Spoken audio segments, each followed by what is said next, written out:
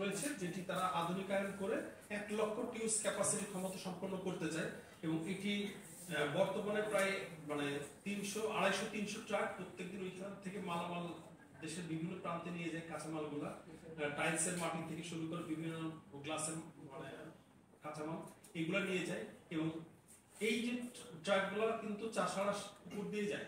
তো দিনের বেলা সাধারণত যে রেল লাইনে ঢাকা থেকে এসেছে সেটি এখন একটি লাইনেই ট্রেন চলাচল করে, এই লাইনটা ডবল করে এবং সারাদিন মানে সিটির মধ্যে 3টা ক্রসিং আছে, 3টা ক্রসিং এর কারণে এখন প্রায় 3 ঘন্টা নগরীতে বিভিন্ন সময় যানজট লেগে থাকে।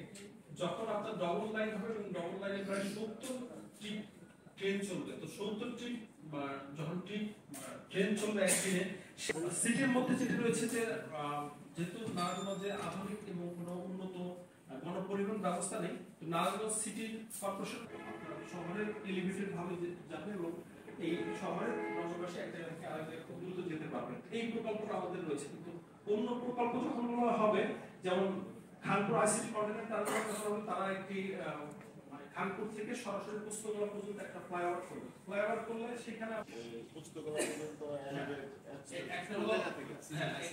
যেটা হলো আইসিটি খানপুরের যে কন্টেইনার টার্মিনাল ডিসি বাংলোর সামনে, এই জায়গা থেকে যে 300 ট্রাক নিচ দিয়ে এখন যাচ্ছে, এইটা যখন মানে 101 ফ্লাইওভার মতো করা হবে, তো ফ্লাইওভার যখন করা হচ্ছে তখন কিন্তু আবার এই আধুনিক যে আমি গণপরিবহনের ব্যবস্থা এলআরটি করতে যাচ্ছি সেটা করা কিন্তু আমার জন্য ব্যাহত হবে।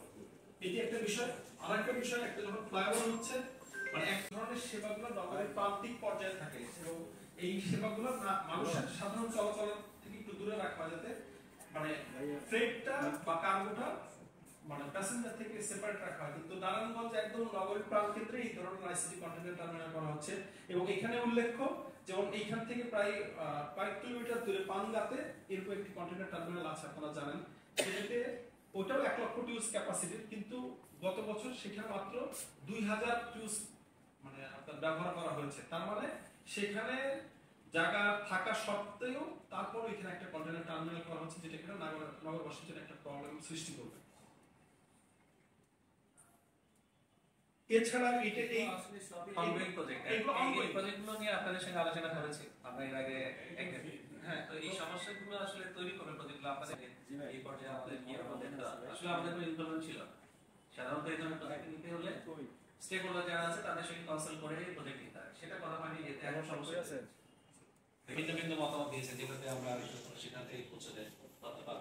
আচ্ছা, হ্যাঁ, এতক্ষণ যেটা বললাম যে প্রকল্পগুলো আসলে চলমান মধ্যপথে আছে, আর আগামীতে যে প্রকল্পগুলো হবে সেই প্রকল্পগুলো যেমন ইনার রিং রোড, যেটি ইনার রিং রোডটা আসলে নারায়ণগঞ্জে ক্রস করবে, পোস্তগোলা, ফতুল্লা, চাষাড়া, হাজীগঞ্জ দিয়ে বের হয়ে যাবে। মানে যেটা আমাদের মানে হাজীগঞ্জের যে নতুন রাস্তাটা হয়েছে সেই রাস্তা দিয়ে ইনার রিং রোডটা বের হচ্ছে, আর মিডিল রিং রোডটা বের হচ্ছে তৃতীয় শীতলক্ষা সেতু দিয়ে।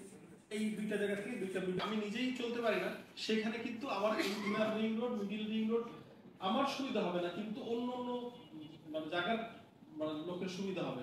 তো এটি একটি বিষয় রয়েছে এবং সিটির মধ্যে আপনার মানে ঢাকাতে একটি মাস্টার প্ল্যান করা হচ্ছে ট্রান্সপোর্ট খুবই সহজে অনুমেয়, যে নারায়ণগঞ্জে ঢাকাতে ঢুকতে হয়, সেই ক্ষেত্রে আমার সময় অর্থ দুটোই অপচয় হবে।